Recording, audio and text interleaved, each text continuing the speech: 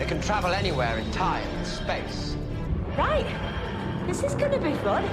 Off we go into time and space! Welcome to Time and Space, the Nerd Party's dedicated Doctor Who podcast. I'm Jessica Nunn. And I'm her husband and co-host, Phillip Gilfus. Well, we're counting down till the holidays here. We are, yeah. So that means next episode, you know what we get to talk about. We get to talk about the Dr. Christmas Who. The Dr. 10. Mr. Dr. Christmas Who. That's not at all what it's called. I feel like it's one of those. Dr. 10's Christmas Surprise, I think. Also, I got a book. Well, book might be the wrong word. I got a Doctor Who activity for us to also do on Christmas. That was the other Amazon package that came in. Okay. Mm-hmm. I don't know what to do with that. Well, we'll find out. All right. Can we do it in our pajamas? Yes. Because that's how I'm planning on spending Christmas. That is the sexiness of the married couple. Can we do it in our pajamas? Yes. Usually refers to. Yes. Everything we do. Well, because for our Christmas, we actually have nothing planned. We're going to be in Charleston, South Carolina. I mean, we're going to have things that we're going to be doing the days before, but the Christmas day, it's get up, maybe open each other's presents, because we're not going to lug every blooming thing down there with us. The hotel we're staying at is going to have a restaurant that it's open. It's either going to be like full or empty. I think nothing in between, right? Yeah. I'm hoping, and this is terrible because all of these people who are having to work on Christmas Day, but I'm still kind of hoping it's just us. I know. We're like, can we have breakfast, please? Sorry, you can't be with your families, but we're hungry in here. Yes, so. We'll have to buy a round or something. Yes.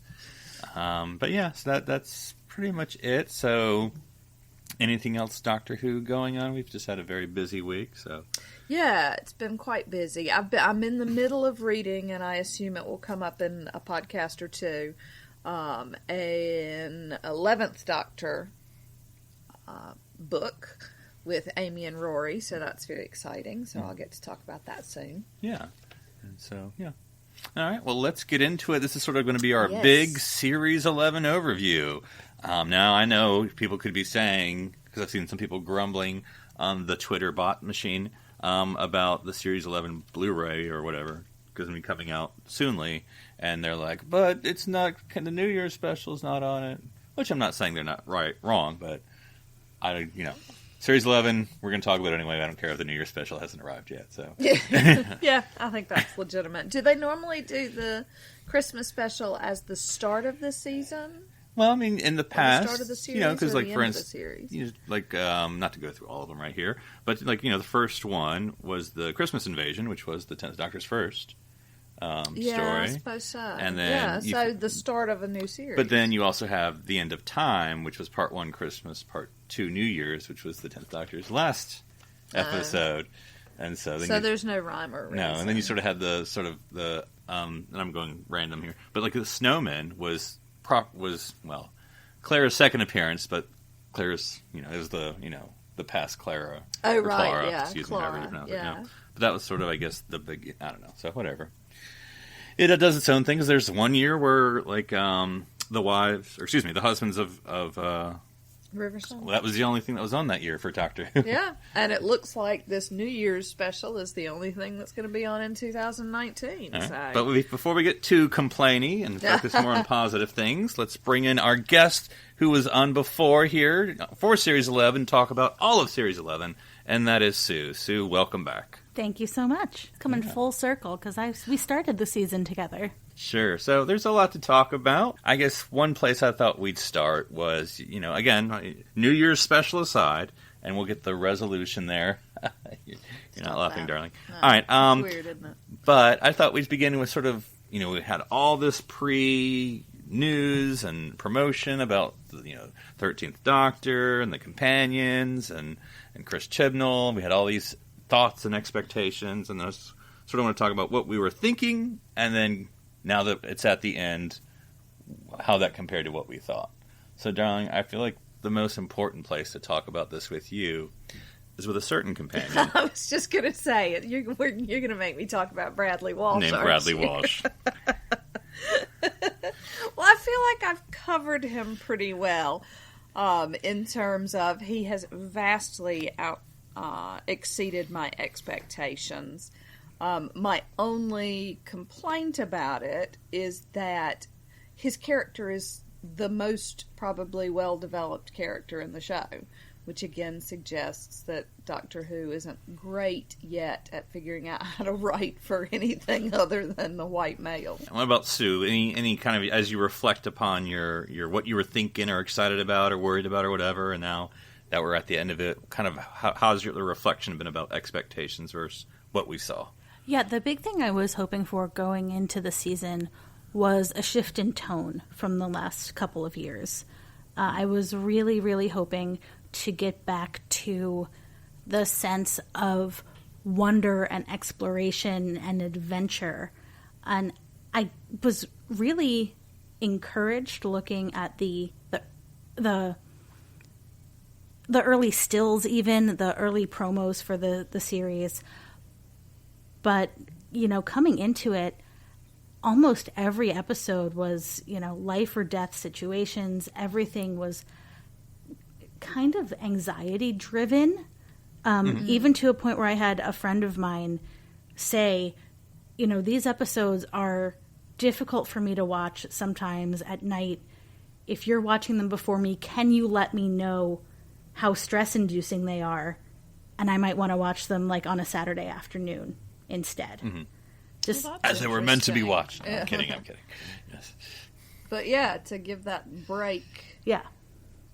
Well, and just the idea that it's not the last thing you're doing before you go to bed, Yes. And sort of giving yourself the chance to, like, come back to a happier state after the intensity, let's say, of some of these episodes. Because they were in, mortal danger just about every episode. Yeah, and I'm trying to think, as far as like the 13th Doctor, I guess I didn't really have any expectations. I mean, I was curious about, not to make it the focus, but like how they were going to deal with her being a woman. And I didn't think, I talked before, I didn't think they were going to do like some big, huge thing, but I was just wondering, small terms, she's going to call herself a Time Lord or a Time Lady, or, what comments. And I've been very impressed with Jodie, of course, and the 13th Doctor and everything. And, when we had, was it the Witchfinders, I think was probably the episode that really had the most spotlight. Not that there was that much, but the spotlight about, like, man, if I was a man, I would have to deal with all this nonsense or something.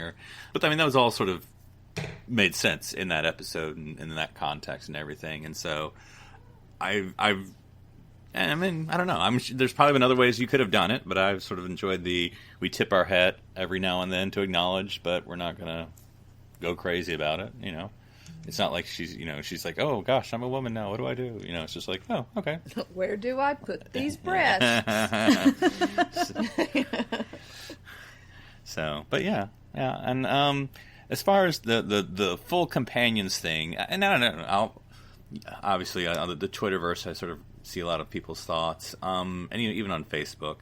And I find I do find more negative comments, and I'm not saying that's the majority opinion, but as opposed to other fandoms, I tend to find that more, and maybe it's just people want to be more vocal about it. But the crowded TARDIS, it wasn't a worry, but it was sort of like, okay, we haven't done this in a while. What's this going to be like? And we can talk Yaz, but I think for the most part, it's worked out. I mean, it hasn't been. I mean, like if you look at for me, when I look at the classic Who, not that there was ever that much characterization, even when there was a crowded TARDIS, or even when there was one companion. And so it's understandable that not everyone is the most in-depth, fully breathing, fully recognized. Though that said, for God's sakes, Yaz. Yeah, but everybody does have sort of a clear, delineated role. Right. We don't like what Yaz has been given to do at the minute because it doesn't give her character a chance to explore things, but she has a very clear role that is different to what the other two have. Mm-hmm. And so I would say that's... Sue, do you think that the lack of overarching arc is the reason there's so much tension in all the episodes? The need to make each one sort of the fill the seats episode? Maybe. Although there are plenty of more lighthearted one-off episodes we've had before that didn't need to do that. I don't know, it could just be how this writing staff works. Yeah. And how much of it is, I mean, there were so many theoretically guest writers. I mean, I assume that, somebody like Mallory Blackman isn't sitting in the writer's room every week. So does that have anything to do with it, you think? I mean, but Doctor Who's always been that way. At least not always, but at least since, the Eccleston Tennant era, right? There wasn't the writer's room that we think of when we, talk about Star Trek The Next Generation, right? Where you're getting the same people working on the scripts all the time. But, that's the job of a showrunner, right? Is to make sure that all of the episodes go together. And if you look at the writing credits, Chibnall is listed on each of the first 5 episodes. And then he's also wrapping it up with the 10th one. Yes, yeah. So, I mean, that's his job, to make sure that they work together. And they can all be standalone, that's fine.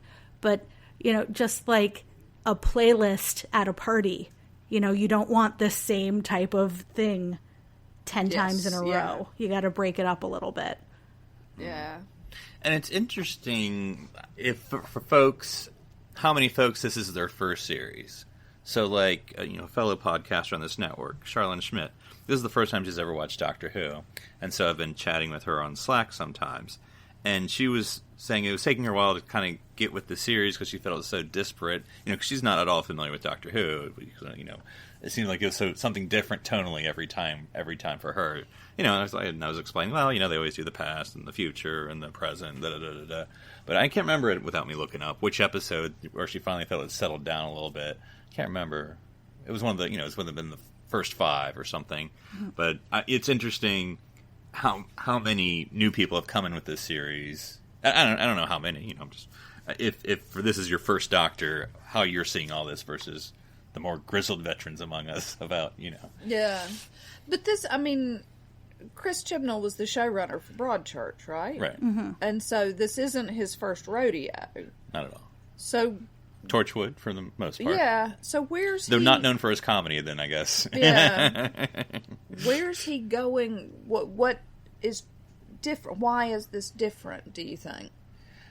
There's got to be a ton of pressure. Yeah. I mean, not only is this Doctor Who, our longest-running sci-fi show, it's the first woman Doctor. It's companions unlike we've seen before. So I'm sure there was a ton of pressure to make every episode a must-see event. Right. Well, and that's sort of what I was thinking, because, he talked about how he wanted to make each episode a standalone in order to bring in new viewers, to make it more accessible for them to come in at any point, and wondering if that pressure meant that we lost some cohesion because it felt like everything had to be. I think it might just be us, though, right? Because this is... Oh, it's just like the Doctor Who episodes. The villain is us. But the series of standalone episodes that are only kind of tied together is not how we're used to consuming television anymore. Right? Even our sitcoms have stories that go on, that continue from week to week. So I wonder if it's just us going, the shock of going from watching something even like a Battlestar Galactica or a Babylon 5 where the storytelling shifted, to coming back to something that is, one story after another, something so serialized. Yeah. Yeah, because I guess one thing I wasn't expecting, and I like it, but I realize, or maybe it's just the way I view it, I like it, and I don't know if other people do, or anyway, this does seem to, and I'm not a classic Who expert by any means, but it does seem this sort of a revamped, modern, classic Doctor Who. So it's not necessarily in the tone or tenure of the 2 previous showrunners of New Who, but it is sort of a 21st century classic Who, maybe I should explain what I mean, but like, with the standalones, of course. Now, of course, classic Who was a little bit more 2, 3, 4-parters, serials. I mean, literally serials. And so, so it's obviously like not that. So maybe if it had maybe more 2-parters, but as far as if you cram those 4 or 5 or 6 parters into one episode with these, companions who, don't experience the greatest growth. But I don't think I'm saying it's just like classic where they don't do anything. But it's sort of 21st century classic, It's obviously it's pacier, it's more slimmed down. But I think in some ways, you've been saying, Jessica, it's sort of the antithesis of classic. Because classic, of course, is... Well, I don't want to put words in my mouth. You say classic is too long, of course, because pacing is different. There tends to be, whereas at least Chibnall, one you like episode. is too short. Yeah. You say Chibnall's is too short. Yes. You want an hour and a half episodes, Yes. don't you? And I've said that. And I wonder if an hour and a half... Because that's the other thing. Because he's trying to cram in so much into each episode...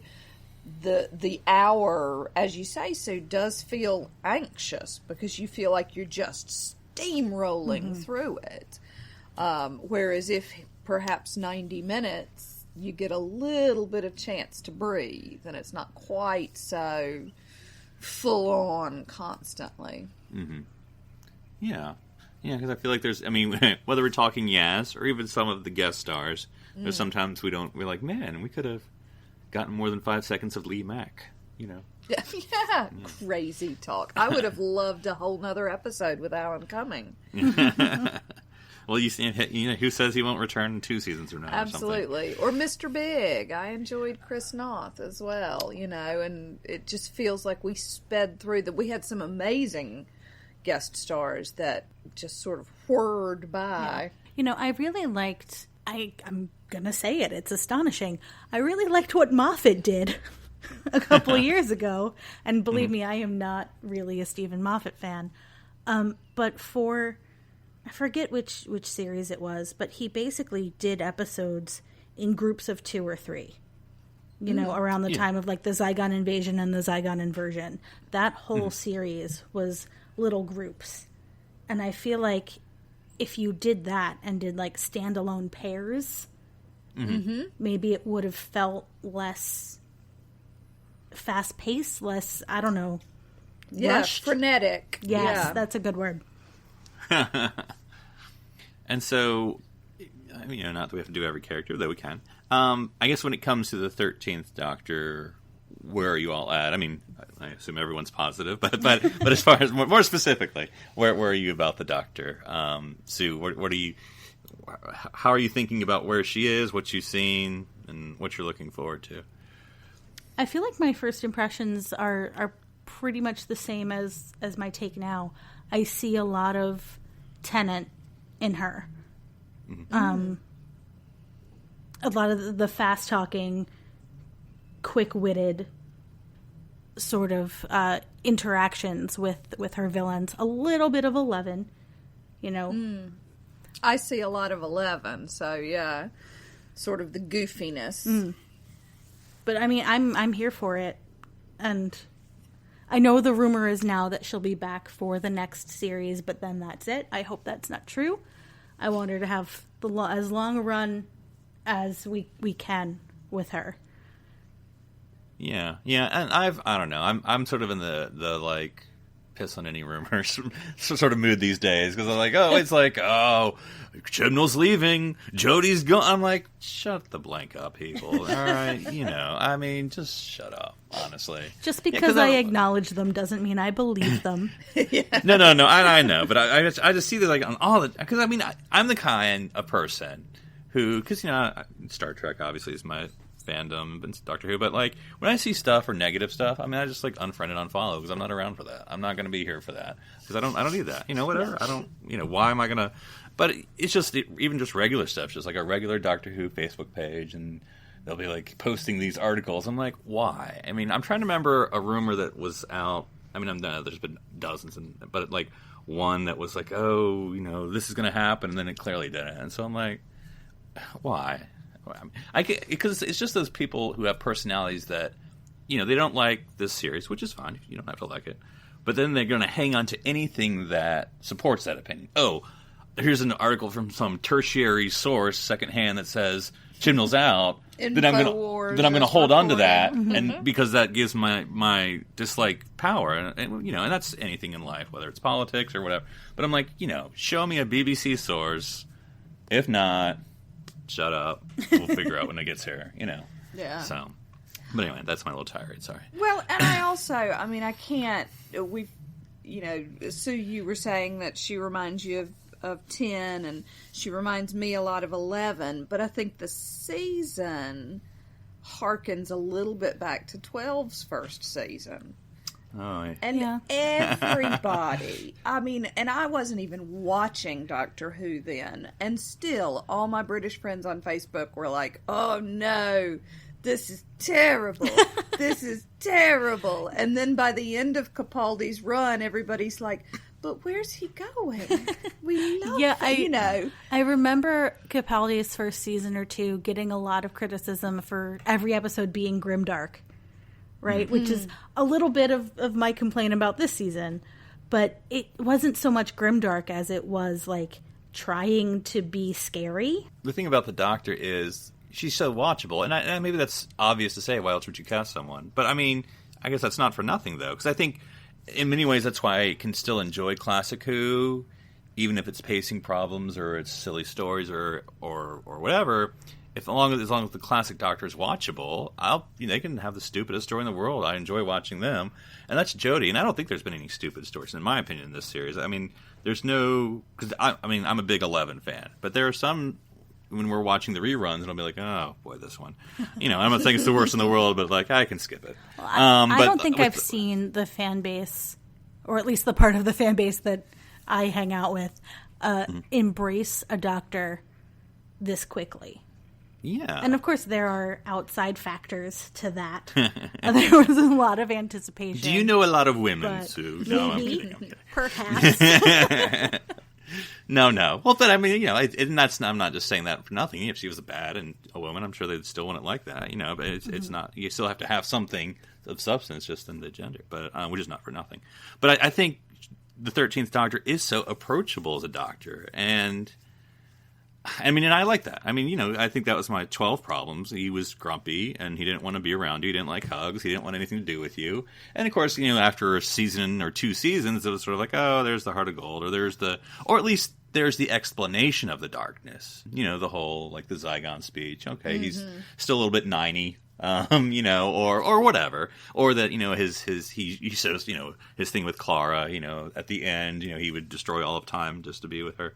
But I think with 13 right away, she wants to be on your team. She wants to know how you're doing. She wants to know how you feel. She wants to apologize. All that stuff. I think that's the big change. I think that's why I associate her with 10 so much, right? Mm-hmm. Because, I could go on with the following for a very long time, so just stop me.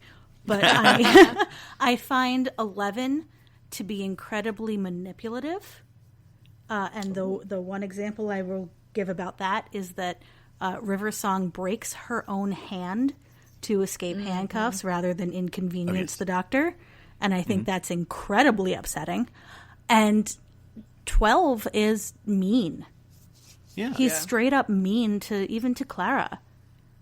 He's not as mean to Bill, but like, and all of his comments to Clara are about her age and her appearance, and that's just, it's not okay. And we're back to, with Jodie, we're back to a Doctor who is excited to know you and wants to be on your team and genuinely cares from the get-go about her companions. Like from the very first episode, she's calling them fam. And we come back to that again. Are we sticking finale. With fam? Or do we? Am I supposed to be awarding points or stars? Though she will not stop for eats, though. That is her one. Yes, her one problem. Which is why Graham has to carry around a sandwich. I've learned. Bless him. So yeah, I think that this first season has similarities to Capaldi's, but for different reasons. I don't think.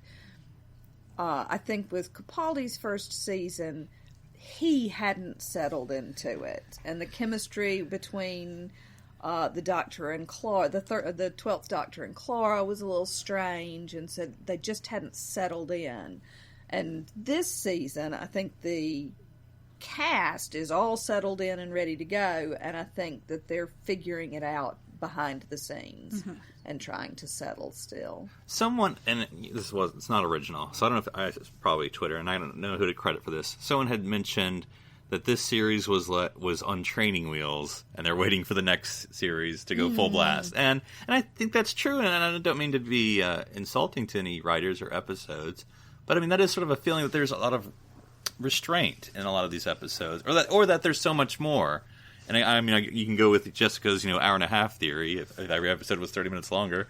But yeah, it does feel like that we're not letting everyone unleash. Yes, but I mean, it's the 11th season of the new series. It's the whatever season overall. Yeah, but in practicality, this is the first season. There's an all new writing staff. There's a whole new showrunner. There's a brand new creative team. There's a brand new cast. It's a first season. Yeah. And by judging by first season standards, it's spectacular. Yes. It's brilliant. You're right about that. And that's a good way to think about it. Yeah. I think that all of us, everybody in the fandom gets caught up in not thinking about it in that way. And I think you're absolutely right. I think if you look at it as everybody's new, this is great. Yeah, because I think, and I'm not saying my perspective is any mass opinion, but all my complaints, quote unquote, and we'll move into, not complaints, but we'll move into something here in a second, is only that I want more of X, Y, or Z, or I want this, It's not like I hate this character, or man, this was a terrible episode. Those are none of my complaints. Yeah, I would agree. It's, I want more. I want this. That's a good complaint to have. More, and that's a settling in thing as well. Sure. And so I thought we'd maybe talk about, it doesn't have to be like, oh, this is my favorite episode, this is my worst episode. It could be a favorite moment, favorite episode, whatever.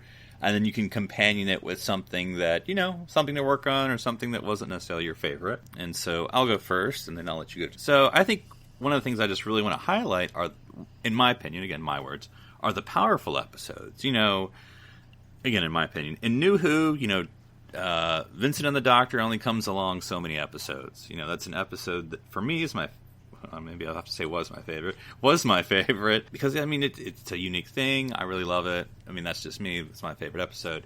And then in series 11, I have Rosa and Demons of the Punjab. Like that's two in one series. Those are just ones that I really, enjoy. Maybe the wrong word, but that were really powerful to me. It's two versus the one, and how many. Of course, I don't get in the Zygon. I can get to everything here, but that was really a plus for me that there were these powerful episodes, for lack of a better word, in this one series. And so it's not often I can go into one series and have that many things. Like these are two episodes that I'll want to settle into again when I rewatch the series, or they would want to watch again on their own. This is going to be some nibbly stuff. I actually have two, but I'm just going to do one, and then I'll save the one for later. And this is a stupid one, but anything goes in this thing. TARDIS interior, when it first appeared in the Ghost Monument, I was like, oh, I'm all for something different. It looks good. But the more we've seen, or honestly, the more we haven't seen of it, I'm like, what? It's like not well lit. We don't, and again, this is a nibbly thing, right? Because they're doing these great location filming, and so I'm complaining that the studio sucks. But, to me, the TARDIS interior, I'm like, ugh, there's really not much to it. Or at least they don't show it much, or they don't seem to care about it much, or whatever. And again, maybe in the past seasons we just had more TARDIS time. This time it's just more outside, and that's fine. But I guess. And we haven't seen Jodie get a custard cream since the first episode, or the second episode, yeah. I guess. And so that's my little nibblies. I'm losing my impressiveness about the TARDIS interior because they don't seem to use it or light it well. So it's a dumb thing. But there you go. So Jessica, what do you have? Particular up and particular whatever. I don't. Yeah, I think Rosa in particular is a highlight for me. I loved the introduction of some new fun.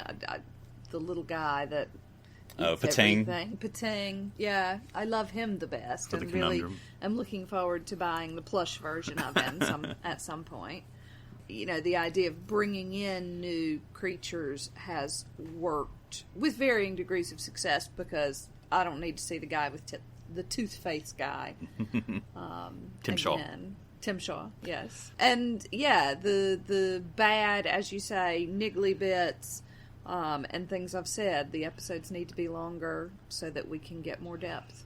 That's my biggest thing. Cool. And Sue, what about you? Well, I absolutely loved Rosa. I think possibly because I was so nervous about it going into it. All of us Americans were going like, I don't know what you're doing. Well, If somebody's wearing a Stetson, it's not going to end well. Not even that, but just like, you know, this could really be messed up. You know? Yeah. Not just like the truth of the history, but the portrayal of what you're trying to do here. It had to be walking on eggshells, and I think they did it incredibly well. I absolutely loved it. Another thing I really enjoyed was that Ryan dealing with his disability continued to be a part of him, but it wasn't the only part of him. And it didn't get pushed aside. Like, it wasn't I hate to say the word, but convenient, in air quotes, thing for the first episode to give him a story. It came back. And we even, the one that stuck with me the most was, I think, in Kerblam, where he said, you know, it takes me a little while to get things, but once I get them, I'm fine. And it's an example of somebody with a disability who finds coping mechanisms for everyday life. Still being valuable, still doing work, just like everybody else, but a little bit different. And I really appreciated that. One thing, maybe a few things I wish had been a little bit different. I really wish that the antagonist in Rosa tied back into something. Anything. Yes. Yeah. You know, did he work for Tim Shaw? Is there a coalition of space racists out there doing something?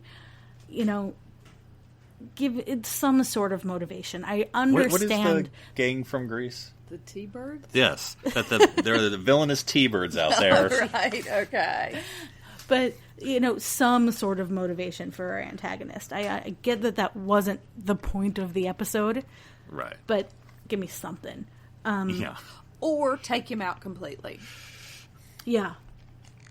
Or yeah, I mean, and again, I mean, not to rewrite that episode, but or it could have been some sort of non-corporeal thing, you know, some sort of dimensional time thing is doing things or something. I don't know. You know? Yeah.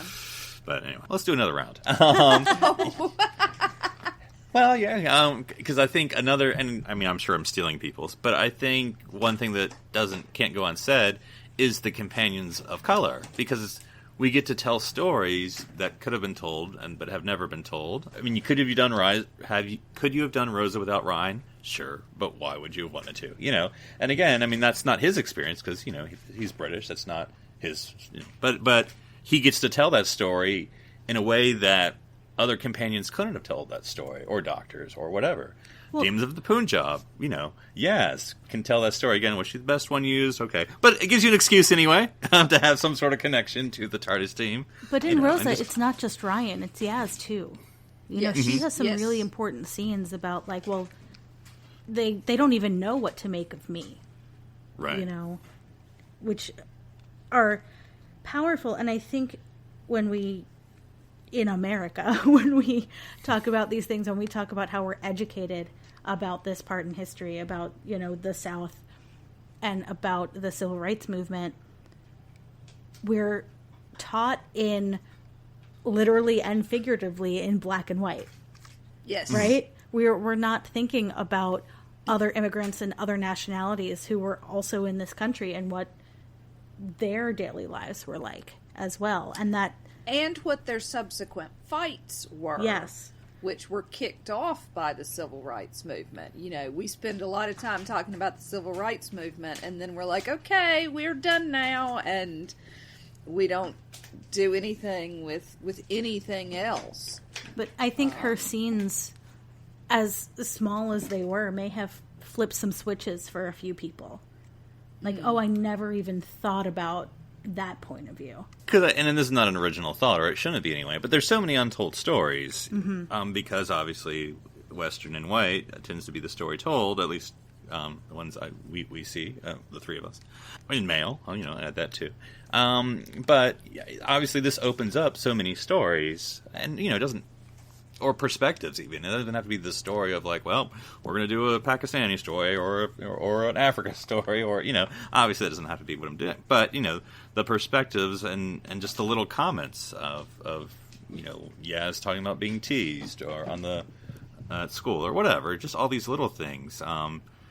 It just adds a lot to what's been there the whole time, of course, in 55 years of Doctor Who, but we don't have it song because it's been pretty white bread all the time. Because, again, not my country. This is where you can talk, Jessica. England, or, Britain is not 100% white. And then, no. And, 55 years of Doctor Who, that's kind of been the Doctors and the Companions. And so there's a lot of stories and perspectives that can still be told, even among the British stories. Which we see with the demons of Punjab. Mm-hmm. Well, they're technically still an Indian and Pakistan story, but yes. Well, yes, but it's the British imperial history. And, yeah, absolutely. But that was something, for me, I'll fully admit, I really didn't know anything about.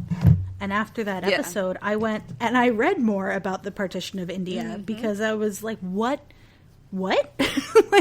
Yes. I knew there was, because, we're taught US 1 and US 2, and that at least, in the Northeast, they're like, well, you don't really need any more history than that, because we're U.S.-centric here. That's what we do. So, Well, and even with, even learning British history and British literature, you still get very much the whitewashed. There's not a lot of talk about the full-on imperialism. And if you do get it, it's often Australia. It's white, so it's all right. Yeah. Yeah. Something about Aborigines, blah, blah, blah. Yeah. Moving on. In general, we're talking about these two episodes a lot, but I think they show us that Doctor Who can go into the past and have it not be in England and have it not be white.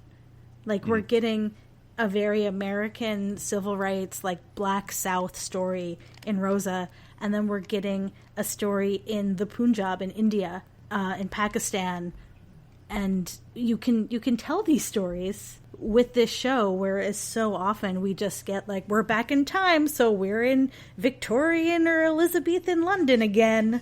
Yep, there's a queen somewhere. Everybody's pretty much white.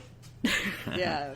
And don't worry, we then had the episode in Norway, the whitest place on Earth. Just to even things out. But one thing I did want to talk about is what you all thought, this may be a higgledy-piggledy thing, but nevertheless, it's something new with this series, is, and I feel bad, maybe you know his name, I don't, off the top of my tongue, Sue, but the new composer of Doctor Who. Been a change, so Murray Gold's been a long time, whatever, for the music of Doctor Who.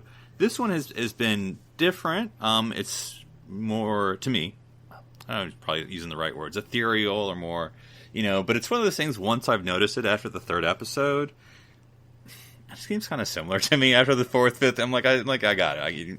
I feel like they're doing the same thing, and that's just my opinion, of like the same music for every episode, or the same tone. I'm like, can we change it up a little bit, other than, ethereal techno, or that's not the right description of it, but anyway, so I'm looking for a little bit of a change. I do like the title music. I did love the changing the end credits for Punjab and all that stuff, but like, for instance, the 13 theme that is sort of out, though. And maybe it's just me, but the sort of 11 and 12 themes sort of get you pumping, like, to me, and the 13 one's sort of like a little more just, you're relaxing and chilling, and maybe that's just more reflective of the Doctor, but I sort of like a theme that's more like, all right, Doctor's going to do stuff now. And so I don't know, that's my little thing. I'm out in left field, so I don't know. Any particular thoughts about the music this series? To be honest, it's not something I really picked up on. Mm-hmm. Yeah, I don't know, because I remarked to you about it, Jessica. I don't know if because you hadn't noticed it, and then when we were watching the episode, I'm like, listen to this part. You will hear it now, or at least I always hear it now. I don't know if you've noticed it more. No, not so much. Although I wonder if that sameness hasn't contributed to the the edge of your seat kind of feel every time. You know, if the music had been different or more varied, if we would have had different perspectives on the episodes and how they made us feel. Because, to be honest, if you look back on it, there were places where it didn't need to feel quite so intense. And is the music building that in us unnecessarily? Yeah. Any other leftovers you got for? I don't remember which episode it was, but I definitely remember saying to that friend I mentioned earlier that if not for the music, an episode would not have been so anxiety-inducing for me. Mm-hmm. So I recognize that, although I can't recall which piece it was. Yeah. So I will admit, and again, I don't want to focus on negatives, but I will say Kerblam. I was listening to another podcast, and they're like, Kerblam's my favorite. I'm like, Kerblam is actually my least favorite of this series. Only because I'm not, I know Jessica's sick of me saying it, I'm not over that girl dying. We'll never be over that girl dying. I was just going to say, that's another example of raising the stakes kind of unnecessarily. Mm-hmm. Yeah. You know, they didn't have to kill off that girl. Or at least build her up to be like, here's this cute, innocent bunny. Bam! Yeah. Dead. You like that? I'm like, no, I don't actually. Speaking of killing, that's something that I want to point out as a downfall for me for this series is that, you know, we talked about how they sort of fridged Grace in the first episode. And it really bothered me that they brought, like, the Grace ghost back in the Norway episode to manipulate Graham. And so, I mean, to me, that's even more proof that they really just fridged her. Because it's just motivation for the men that were in her life. Yeah. What would you have done differently with the Norway episode? It's hard to say because the idea, right, is that the loved ones that you have lost are there to keep you there.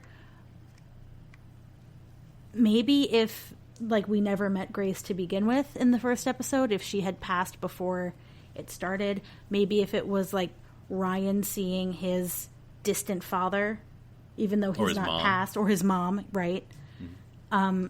It could have been done differently and just change up which characters are where. But it feels like Grace was such a great character when we met her, and it feels like a disservice to her. And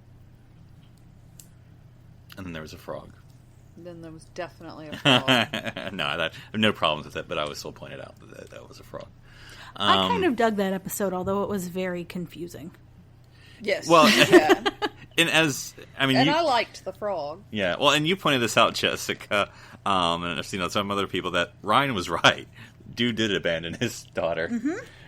Everyone jumped on him at the beginning and was like, "No, Ryan was actually pretty right." Yeah. They were like, "Why are you projecting your life on hers?" And no, that was exactly what happened. Yeah. He was kind of an asshole. Yeah, that was a trippy episode, but that's fine. You know, we can have a trippy episode. It was a little trippy, yeah. You know, where did those things come from? Anyway, but it's fine. It's fine. Although, also, sorry, in that episode, it just came back to me. It is really crappy that the Doctor exploits Hannah's disability to lie to her. Oh, yeah. You know, and she, thankfully, I think this redeems it not entirely, but a little bit. Thankfully, she realizes it and she calls them on it. Like, she calls out Ryan. Yes. And, good for her. Because, that's, now that you've sort of said this previously, the 13 is not like 11 or 12, you know, what is the first rule of the Doctor? Doctor lies. Right, and that's not been 13. She hasn't been like 11 or 12, who's just, you know, or 12 trying to teach Clara to lie to people to make them, you know, feel like even if they're dying or whatever. And that hasn't been the 13. So, yeah, that was sort of an off point. Well, she doesn't do it maliciously, right? At least not intentionally. But as we like to say on Women at Warp a lot, intent doesn't matter. right? You can have the best of intentions, but if you've hurt somebody or if you've deceived somebody, you've still hurt them and you've still deceived them. And it's still your responsibility to make good on that. And I think that was, as much as she's trying to protect Hannah, I don't think was the best decision for the Doctor to make. However, I do feel like, based on her 12 former incarnations, that it was in character. Yeah. Yes. I'm also not sure, ultimately, of the purpose of that, of her writing anything, because that's not something... Just take someone to another room or something, you know? Yeah. Well, not just that, but why did it need to be said at all?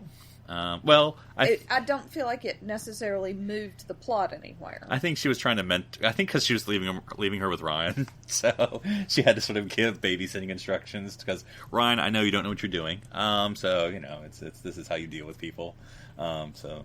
Yeah, I don't know, because you think, oh, that's going to come back somewhere, and it doesn't particularly. Though she does, she is a bit of a writer. She was writing on the hotel room, you know. Yeah, so maybe this is just less about her... 12's chalk is coming back to her, I guess. Yes, yeah, more about her vandalism. I mean, she does mention at some point that she might actually be Banksy. So I do love that. Maybe that's what we're seeing here. Cool. All right, well, there's so much we can talk about, but I guess let's sort of have at least, about 5-minute final thoughts here about... this is it. There's going to be a New Year's special, which we're all looking forward to, I would hope. But after that, nothing until 2020. Silence falls. Oh, well, when the question is asked, when is Doctor Who coming on next? So I guess, Jessica, what are you hoping for, in the next year? I mean, in the next year, I guess I'm looking maybe forward to Comic Relief or Red Nose Day. Maybe we'll get a skit in there somewhere. That would be fun. And I'm just sort of hoping that they spend the year settling into what's next. So that season 2 of 13... Carry the 5. 13.2. Yes. Brings in something. Yeah, good things. What about you, Sue? What are you going to do with your Who list 2019? I think I'm still holding out for my wonder and adventure. That's what I really want from Doctor Who. That's what I feel like I got when I first started watching Doctor Who. It wasn't... I think it's very noble that the Doctor seems to have taken on this. When somebody asks for help, I answer, and I go on places and I save people. But what I remember from when I got into this show was... I have something really exciting to show you. And it just so happens that somebody's in trouble there. Yes. Yeah. And it's a tiny distinction, but it's there. For me, anyway. Yeah. It's time to get on board the Titanic or something like that. Yeah. Yeah. And I'm curious... Give me 11 monsters already, except don't really. Yeah. I do not endorse that on this podcast. But no, and that episode gets more shit than it deserves, but it's not the greatest. But anyway, it's the circus one with 7. Oh, well, Jessica's not the seen one. It's been a while since I've seen that too. So yeah, that'd be, I think 13, as you said, should be like, hey guys, or hey gang, or fam, or Team TARDIS, or whatever new name she'll come up with. I want to show you this, or I've never seen that, and it involves 4 people, exactly, so let's do this, or some, I don't know, because something that she hasn't done when she just had one person. There's got to be, let's do an escape room or something. Maybe it's time for the Doctor finally to go to Barcelona, the planet. Oh, the dogs have no noses. Yeah, and see what happens there. Yeah. And I'm all for, some classic revisitations of, whatever happened to or whatever happened to. I know you were a fan. What were we watching? I don't know if it was Face of Evil or whatever, but the thought that the Doctor had done something wrong and come back and saw the That was the the fourth Doctor. effects of it, having to fix, as you say, so the intentions were good and the result was bad, and so now the Doctor has to go back and fix something. Yeah, because she blew that off in the last episode. Well, and as far as we know, Clara and Bill and Clara's still out there, right? In her Running flying around. diner. So, exactly. So maybe the Doctor at some point needs to deal with that. Yeah. So I'm looking forward to a lot, and I don't know. The 13 hasn't necessarily had her big speech moment. I was going to say she doesn't need one. No, I feel like she needs one. But anyway, but you know, I for anyone who knows my Star Trek fandom knows I'm not a fan of the dark and the whatever. But it would be nice to have a moment where 13 does have to think about things or face, or because she's been pretty, you know, light, and I don't mean that as a complaint, but she's been sort of very reactive. I'll use that word instead in most of these episodes. But you know, showing these great traits, great, you know, sciencey, explaining things, nice, wonderful, having to catch all these things. But it would be nice to see. But not the contemplative. Yeah. You know, where is she? She's a puzzle solver. Yeah. Yeah. Ooh, that'd be great if she was had to deal with some sort of, you know, I don't know, galactic Rubik's Cube. Giant Sudoku. You're back on the escape route. Yes. I'm saying, wouldn't that be Where cool? does the 3 go? Yes. All right. Well, as I said, we could talk forever, but we will enjoy rewatching Series 11 because we'll have enough time to do it. That's for Once dang or sure. twice. But anyway, so Sue, if people want to get your thoughts about the New Year's special when it happens, or anything else about Doctor Who, where can they reach you on the interwebs? Yeah, for Doctor Who stuff, you want to talk to me on Twitter. You can find me there at Spaltor. That's Spaltor. And if you like Star Trek, like that guy over there, you can find me on the Women at Warp podcast, where we talk about feminism and Star Trek, and that's at womenatwarp.com. All right, Sue. Well, thanks. Thank you. When you close your eyes, I go to the library. go to the library now. And into the TARDIS library. For this, we're going to talk about another Big Finish production that we listened to recently. Hooray, Big Finish! Now, my goal was to start at the very beginning of the 8th Doctor adventures, who I thoroughly enjoy. But you failed miserably. Yeah, well, technically I did start at the beginning of the 8th Doctor adventures, but then I learned after we had listened that that's actually sort of a proper title, and that I should have looked into the main range of Big Finish for the first actual 8th Doctor audio adventure. So, in any case, what we'll be talking about is Blood of the Daleks, Part 1, which premiered 31 December 2006. And I could not find a proper synopsis, so I wrote my own. So, darling, you'll have to read it, and then let me know if I did it good. Phillipopsis? Is that... No, that's not a word. Look, can we make it a word? No. No. Okay, never mind. This is a synopsis written by my very clever husband. How's that? Sure. Is that good? The Doctor is surprised when Northerner Lucy Miller suddenly appears in his TARDIS. They land on the planet Red Rocket Rising as it suffers a nuclear winter after an apparent planetary comet strike. As they argue and encounter survivors, an unlikely foe appears as the planet's saviors, the Daleks. So, yeah, we get the beginning of Lucy Miller, at least, played by... Sheridan Smith. Hooray! I love Sheridan Smith. So, yeah, this was sort of interesting because to spoil you. So, we've listened to Part 1, which we're going to talk about, obviously. We haven't listened to Part 2, though we sure will soonly. The next... Soonly's not a word either, so I think I totally get a buy on the Phillipopsis. Well, you can't even say it again. But the next story after that is, and now I'm blinking on the title, but it's the one we listened to, the musical one. Oh, right, yes. At the diner. Yes, with the Grandpa. glam rock. And I think Horror at Glam Rock may, in fact, be the name. But yeah. So that's the second story. And the guy from Boy's Eye. So if I remember, if you remember kind of at the end, I don't know if there was like a woman who appeared at the end and was like, oh, did I just miss Lucy? I'm looking for her or something. Oh, yeah, So vaguely. anyway, just letting as we go forward. Okay. Yeah. We have got to start doing these in order. Timey-wimey. Yeah, exactly. But anyway, again... We're like River Song in the Big Finish world. One thing I did enjoy, of course, is short, and that's why it's part 1 and not part 2 as well. But anyway, what did you think of sort of the introduction of Lucy Miller? Yes, I adore Sheridan Smith, so I was very glad to have Lucy back in the swing of things. She gets a very, like, in the beginning, it's just like, oh, Lucy's here, dum-da-dum-da-dum-da-dum-dum. And then as it goes on, we find out that there's a reason, and we don't yet know the whole story behind it, and we may not, even after we finish part 2.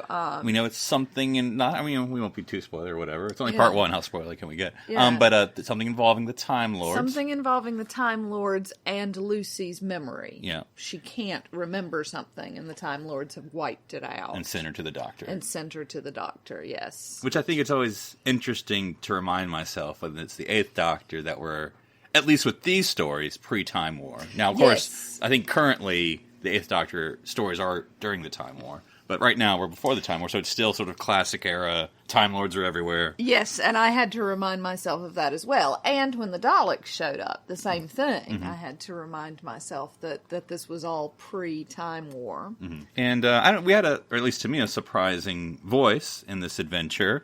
And I was a little confused because there's the acting president, and then there's this, I guess, who appears to be the professor's assistant, these two women. But I was getting them confused sometimes. I mean, I could usually tell who the president was. But anyway, one of those is Asha, who is played by Haley Atwell. Yes, and she's the professor's assistant. Okay.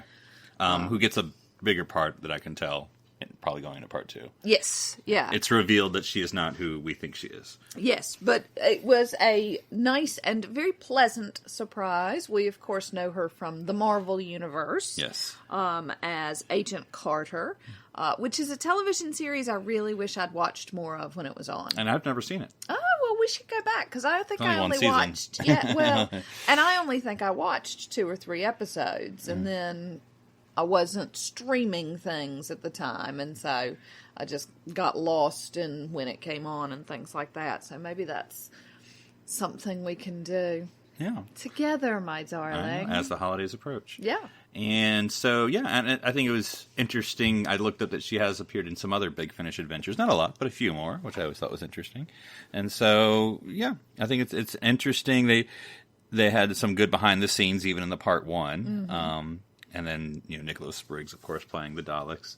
And so there is a lot of intrigue, like the Time Lords and Lucy, but even the Daleks, because they're definitely putting up a front. I mean, I thought like at the end of part 1, it'd be like, we're here to kill you all. But it's sort of like, no, they're still pretending that we're here to save you and to do things and to help out. And we are here to, and so it was like, okay, they're playing this one.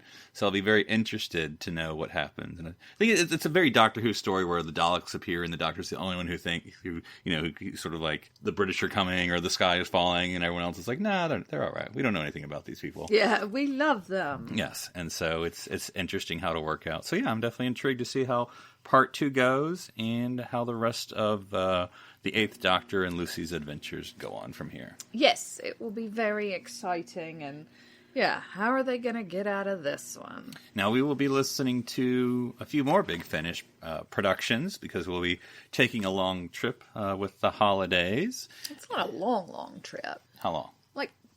From Fayetteville, which is where we're leaving from, it'll be 3.5 hours. Yeah, well, it's long enough. Yeah, it's long enough. But, I mean, we're not talking about an 8-hour flight to England. Right. Because we couldn't afford it. Well, but we totally would have done if we could. So I have downloaded, or purchased and downloaded, some other Big Finish productions. Include the purchase bit, so everybody understands that we're not pirating. No. I wouldn't even know. Well, I'm sure I could figure it out. But anyway, I mean, they're not uber expensive. I mean, because I usually try to do a bundle if I can, which is a little more expensive. But But then you get a bundle. Yeah, so but I enjoy what I get from Big Finish. Yeah. They're not that expensive, for goodness sakes. I believe we have awaiting for our listening pleasure during the car trip. We do have the Diary of River Song Part 2. Oh, I believe it's called Part 2, right? So I have that. I forget what that's even about. But anyway. And presumably Blood of the Daleks? Yes, Part 2. Part Excellent. 2. That's already done. Excellent. Yeah. And I have The Lives of Captain Jack.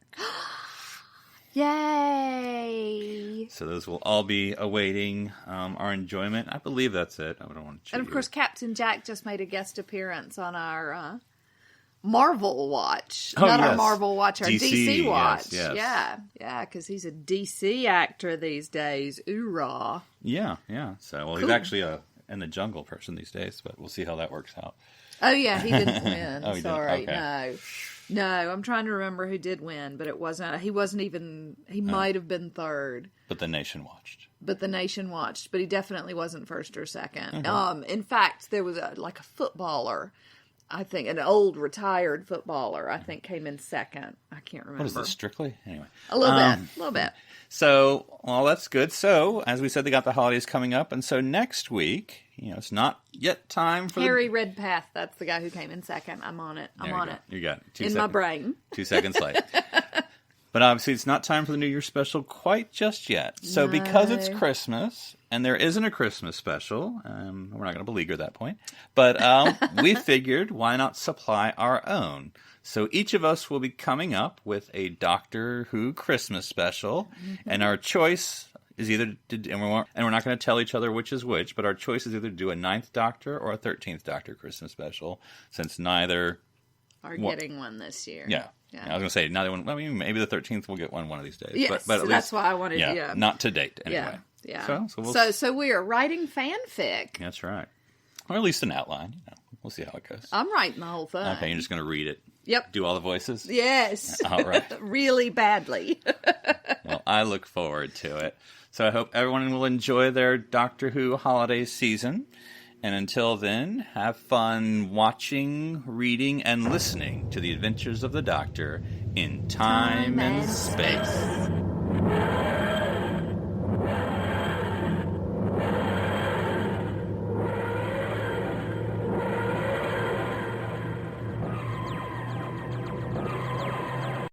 This is BBC Television.